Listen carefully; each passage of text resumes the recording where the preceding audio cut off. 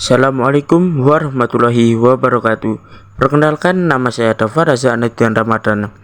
Saya akan menceritakan bagaimana Tentara Nasional Indonesia terbentuk dari masa perjuangan rakyat hingga menjadi kekuatan pertahanan yang profesional seperti sekarang.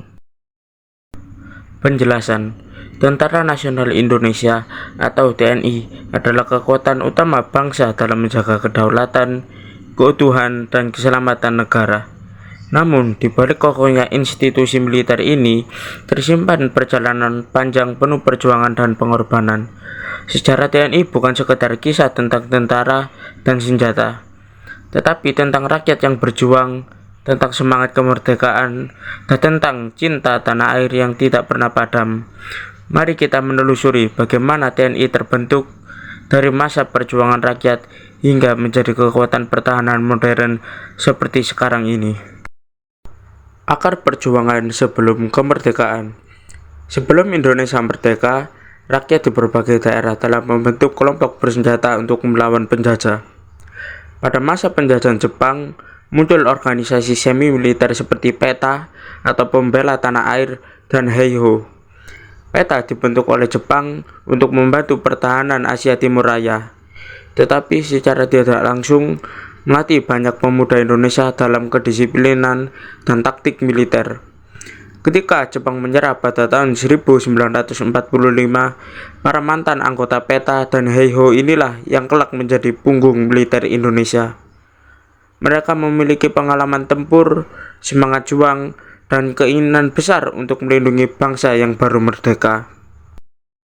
Pembentukan BKR atau Badan Keamanan Rakyat.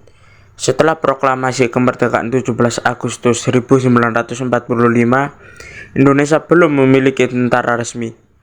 Pemerintah baru Republik Indonesia menghadapi dilema. Membentuk tentara berarti bisa dianggap memprovokasi sekutu yang masih berada di Indonesia. Oleh karena itu, pada 23 Agustus 1945, dibentuklah Badan Keamanan Rakyat atau BKR. BKR bukan tentara perang, tetapi organisasi untuk menjaga keamanan dan ketertiban di tingkat daerah. Meski tidak resmi sebagai angkatan bersenjata, BKR menjadi wadah pertama bagi para pejuang dan bekas tentara PETA untuk bersatu. Dari sinilah benih pertama Tentara Nasional Indonesia tumbuh. TKR, Tentara Keamanan Rakyat 1945. Namun, situasi politik dan keamanan semakin genting. Pasukan sekutu dan Belanda mulai datang kembali, berusaha mengambil alih wilayah Indonesia. BKR dinilai tidak cukup kuat untuk menghadapi ancaman ini.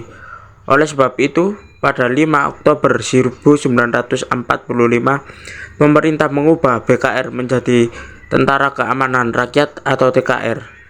TKR adalah tentara resmi Republik Indonesia yang bertugas mempertahankan kemerdekaan dari ancaman luar. Tanggal 5 Oktober inilah yang kemudian diperingati sebagai Hari Ulang Tahun TNI. TKR dipimpin oleh Jenderal Sudirman, seorang mantan guru yang dikenal memiliki semangat juang luar biasa dan menjadi simbol perjuangan tentara rakyat. TRI atau Tentara Republik Indonesia 1946. Seiring berjalannya waktu, pemerintah ingin menata struktur militer agar lebih profesional. Pada Januari 1946, TKR berganti nama menjadi Tentara Republik Indonesia atau TRI. TRI memiliki struktur yang lebih jelas, aturan lebih tegas, dan di bawah komando langsung pemerintah pusat. Namun, di berbagai daerah masih banyak laskar-laskar rakyat yang berjuang secara mandiri di luar kendali TRI. Hal ini menimbulkan tantangan tersendiri dalam menyatukan seluruh kekuatan perjuangan bersenjata di Indonesia. Penyatuan TRI dan Laskar Rakyat 1947. Untuk mengatasi perpecahan tersebut, pemerintah berinisiatif menyatukan seluruh kekuatan bersenjata nasional. Pada 3 Juni 1947 dilakukan penyatuan antara TRI dan Laskar-Laskar Rakyat menjadi satu organisasi militer tunggal bernama Tentara Nasional Indonesia atau TNI. Sejak saat itu, TNI resmi menjadi angkatan bersenjata milik negara Republik Indonesia. TNI bukan lagi kelompok atau daerah tertentu, tetapi milik seluruh rakyat Indonesia. Semboyannya jelas, dari rakyat, oleh rakyat, dan untuk rakyat. Peran TNI setelah kemerdekaan. Setelah terbentuk, TNI segera terjun dalam berbagai pertempuran untuk mempertahankan kemerdekaan. Mereka menghadapi agresi militer Belanda I dan II, perang gerilya di bawah pimpinan Jenderal Sudirman, dan berbagai pemberontakan di dalam negeri. TNI juga berperan penting dalam menjaga keutuhan wilayah, seperti operasi pembebasan Irian Barat, operasi di Aceh, Sulawesi, dan Timur Timur. Semua perjuangan itu menunjukkan bahwa TNI tidak hanya berperang dengan senjata, tetapi juga dengan semangat dan kesetiaan kepada NKRI. TNI di era modern dan reformasi.